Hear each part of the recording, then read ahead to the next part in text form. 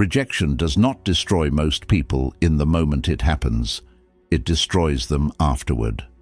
Not when the email says no, not when the person walks away, not when the opportunity goes to someone else. Not even when the room stays silent after they finally built the courage to show their work. The real damage happens later. When they start explaining the rejection to themselves, they say, "This proves I am not good enough." They saw the real me. "I should have known better. People like me do not win. I will never put myself in that position again." And just like that, one person's no becomes a life sentence. But the most successful people do something different. They still feel the sting. They still get disappointed. They still have nights where the rejection keeps replaying in their mind. But they do not let rejection become their identity. They treat it like information. Painful information, yes, but still information. And that one difference changes everything. Because unsuccessful people often ask, "What does this rejection say about my worth?" Successful people ask, "What can this rejection teach me about my approach?" That sounds simple, but it is the difference between a wound and a weapon. Most people think successful people are successful because they get rejected less. That is not true. In many cases, they get rejected more. They ask more. They apply more. They pitch more. They risk more. They step into more rooms where the answer could be no. They create more chances to be judged, misunderstood, ignored, laughed at, and dismissed. The difference is not that rejection misses them. The difference is that rejection does not stop them for as long. And this is the part most people miss. If you want a bigger life, you are also asking for bigger rejection. You cannot want more opportunity and no rejection. You cannot want more love and no vulnerability. You cannot want more success and no criticism. You cannot want to be seen and never be judged. The door to a better life is not guarded by comfort.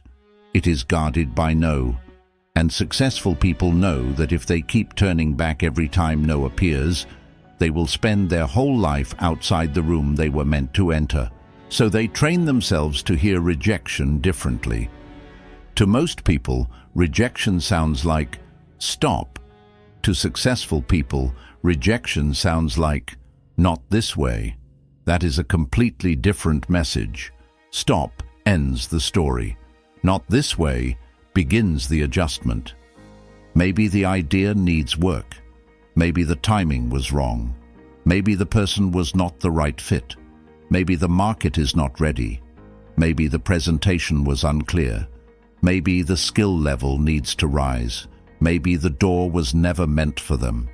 Maybe the rejection is not punishment. Maybe it is redirection, but they do not jump to the cruelest conclusion first. That is what separates them. Because the mind, when hurt, loves dramatic conclusions. One failed interview becomes, "My career is over." One person leaving becomes, "I am unlovable." One ignored message becomes, "Nobody respects me." One failed business becomes, "I am not built for this." One bad performance becomes, "I should quit." Successful people learn not to trust the first story pain tells. They let the emotion pass before they make meaning. That is not easy. It takes discipline, because rejection creates heat in the mind, embarrassment, anger, shame, fear. The sudden need to prove something, the sudden need to disappear. And in that heat, people make decisions that damage their future. They quit too early. They send the angry message. They burn the bridge. They decide they are not talented. They convince themselves they never wanted it anyway.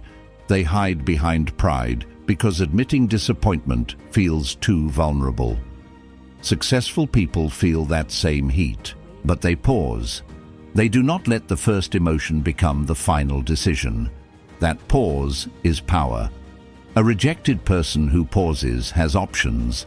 A rejected person who reacts becomes predictable, and predictable people are easy for pain to control. The most successful people understand that rejection is not always about them. Sometimes it is about timing. Sometimes it is about budget. Sometimes it is about taste. Sometimes it is about politics. Sometimes it is about someone else's fear. Sometimes it is about a decision that was already made before they entered the room. Sometimes it is about the fact that the other person simply could not recognize what was in front of them. That does not mean you never take responsibility. Successful people are not delusional. They do not say, "Everyone is wrong except me." That is arrogance. But they also do not say, "Everyone rejected me, so I must be worthless." That is surrender. They stay in the middle, humble enough to learn, confident enough to continue. That balance is rare. Some people use rejection as proof that the world is unfair, so they never improve. Other people use rejection as proof that they are worthless, so they never continue. Successful people choose a third path. They ask, "What part of this is useful?" Not every rejection deserves deep analysis. Sometimes the answer is just no. Sometimes the person was not right. Sometimes the opportunity was wrong. Sometimes there is nothing profound to extract. But often, hidden inside rejection, there is a signal. Maybe you were not clear. Maybe you were too desperate. Maybe you need better preparation. Maybe your work is good, but not sharp enough yet.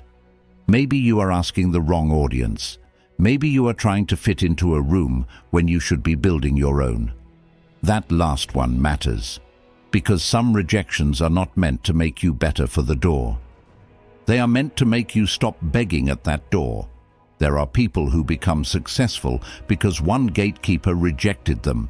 The record label said no, so they released music themselves. The company said no, so they built their own. The publisher said no, so they found another way to reach readers.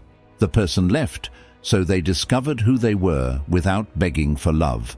The group excluded them, so they stopped shrinking their personality to belong. That kind of rejection does not just redirect the path, it reveals the cage. And this is why successful people do not worship acceptance. They know acceptance is not always proof that something is right. Sometimes being accepted means you fit into someone else's small expectation. Sometimes being rejected means your life is pushing you toward a larger shape. That sounds inspiring later, but in the moment, it hurts. And successful people do not pretend it does not. They let rejection hurt without letting it harden them. This is one of the hardest skills in life. To stay open after being disappointed. To stay ambitious after being dismissed. To stay kind after being embarrassed. To stay willing after being told no. Because rejection has a way of making people defensive. They build walls. They act like they do not care. They mock the thing they once wanted. They say, "I am done trying." But often that is not wisdom. That is pain trying to avoid another wound. Successful people protect themselves, but they do not close themselves completely. They learn from the rejection. They adjust their standards. They choose better rooms. They stop begging people who keep proving they cannot see them. But they do not make rejection their religion. They do not start worshipping disappointment. They do not say, "Because one person did not choose me, no one will." They do not say, "Because one door closed, every door is fake." They do not let one no become a worldview. That is emotional discipline. And emotional discipline is one of the quiet secrets of success. Not talent, not luck, not confidence. The ability to keep moving without needing every moment to validate you. Because if you need constant validation, rejection will own you. Every silence will feel like a verdict. Every delay will feel like disrespect. Every closed door will feel like proof. But when you know your value is not created by the outcome, you can move differently. You can be rejected and still stand upright. You can be ignored and still improve. You can be criticized and still think clearly. You can be disappointed and still choose the next action. That is what successful people do. They separate pain from identity. They say, "This hurt me," not, "This defines me." They say, "This did not work," not, "I do not work." They say, "I need to improve," not, "I am a failure." They say, "This person did not choose me," not, "I am unworthy of being chosen." That language matters, because the words you use after rejection become the frame you live inside. If you call yourself rejected long enough, you start acting like a rejected person. You hesitate. You apologize for wanting things. You lower your standards. You accept less because you think less is what you deserve. But if you call rejection an experience, not an identity, you keep your future open. A rejected pitch is not a rejected life. A rejected application is not a rejected person. A rejected relationship is not a rejected soul. It is an event, a painful event, but still an event, and events can be survived. The most successful people also know that rejection is often a numbers game. This may sound unromantic, but it is true. One person sends one application, gets rejected, and collapses. Another person sends 100 applications, gets 99 rejections, learns from each one, and finds the one yes that changes everything. One creator posts 3 videos, gets ignored, and quits. Another posts 300, studies what works, improves the hook, improves the story, improves the packaging, and eventually builds momentum. One entrepreneur pitches 5 investors, hears no, and decides the idea is dead. Another hears no, refines the offer, changes the market, improves the numbers, and keeps going until the message lands. Success often belongs to the person who can survive enough no's to reach the yes. But this does not mean blindly repeating the same mistake. That is not persistence, that is stubbornness. Successful people are persistent, but they are not stupid. They do not keep smashing their head into the same wall while calling it discipline. They study the wall, they look for a door, they ask if they are even at the right building. They adjust, they improve, they try again differently. This is the part most people miss. There is a difference between giving up and changing strategy. Giving up says, "I am done because I failed." Changing strategy says, "I am still committed, but this method is not working." Successful people change strategy faster than unsuccessful people. They are not emotionally married to the first plan. They care about the mission more than the method. If one road closes, they do not sit down forever and cry about the road. They look for another road. If that road is blocked, they learn to climb. If climbing does not work, they build. That is not motivational poetry. That is how real progress happens. Adaptation. Rejection forces adaptation, and people who adapt survive. But there is another layer most people never talk about. Successful people use rejection to test desire, because rejection reveals whether you truly want something or whether you only liked the fantasy of it. Everyone wants the dream when it is easy. Everyone wants the relationship when it feels exciting. Everyone wants the career when people clap. Everyone wants the business when money is coming in. Everyone wants the body before the early mornings and boring meals. Everyone wants the stage before the empty rooms. Rejection asks a sharper question. Do you still want this when it humiliates you? Do you still want this when nobody believes you? Do you still want this when progress is slow? Do you still want this when the first door shuts? Sometimes the answer is yes. And if it is yes, rejection becomes fuel.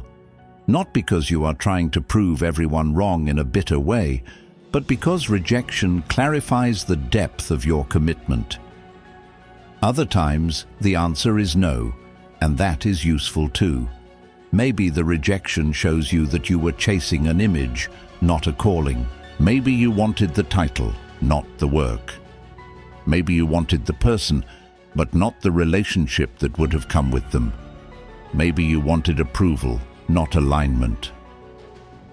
Successful people are willing to discover that. They do not force themselves to keep chasing something just because their ego hates losing. That is maturity. Knowing when to return, knowing when to walk away, knowing when rejection is a challenge, and knowing when rejection is a warning. Because not every closed door deserves another knock. Some doors close because they are protecting your future. Some people reject you because their life does not have room for your growth. Some rooms reject you because you would have had to betray yourself to stay there. Some opportunities reject you because they were built for an older version of you, not the person you are becoming. The danger is that ego cannot tell the difference. Ego says, make them regret it. Wisdom says, learn what this is showing you. Ego wants revenge. Wisdom wants direction. Ego wants applause from the people who doubted you. Wisdom wants freedom from needing those people at all. That is how successful people handle rejection differently. They do not make revenge the mission, they make growth the mission. Revenge can motivate you for a while, but it keeps your life tied to the people who hurt you. You get stronger, but secretly you are still performing for them. You win, but still wonder if they noticed. You build, but still imagine their reaction. That is not freedom. That is success with a chain around it. Successful people may feel that urge, but eventually they outgrow it. They stop saying, I will make them regret rejecting me. They start saying, I will become so aligned with my own life that their rejection becomes irrelevant. That is a higher level, because the best outcome is not when the people who rejected you come back. The best outcome is when you no longer need them to. No apology required, no validation required, no dramatic return, no final scene where everyone claps and admits they were wrong. Just peace, just growth, just a life so full that the old rejection becomes a chapter, not the whole book. But to reach that place, you need to handle rejection with structure. First, feel it. Do not pretend you are above pain. That is fake strength. Rejection hurts because desire was real. Let yourself admit that. Second, do not immediately interpret it. Pain is a terrible translator. It turns no into never. It turns one person into everybody. It turns one setback into destiny. Wait before you believe the story. Third, ask what is useful. Was there feedback? Was there a pattern? Was there a weakness in your approach? Was there a sign you ignored? Was there something you can improve? Fourth, choose the next action. Rejection becomes dangerous when it freezes you. Movement breaks the spell. Send the next pitch. Train again. Rewrite the plan. Take the lesson. Leave with dignity. Try a different door. Fifth, protect your identity. Do not let the rejection rename you. You are not unwanted. You experienced not being chosen by someone. You are not a failure. You experienced a failed attempt. You are not finished. You experienced a painful moment. That distinction is not small. It is survival. Because successful people are not people who never fall. They are people who do not build a house where they fell. They get up, maybe slowly, maybe with shame still burning in their chest. Maybe with doubt still talking, but they get up. And each time they get up, rejection loses a little power, not because it stops hurting, because they have proof they can survive it. Proof is powerful. The first rejection says, you cannot handle this. The second rejection says, this is dangerous. The third says, quit before it gets worse. But if you keep standing, your life starts answering back. I have survived this before.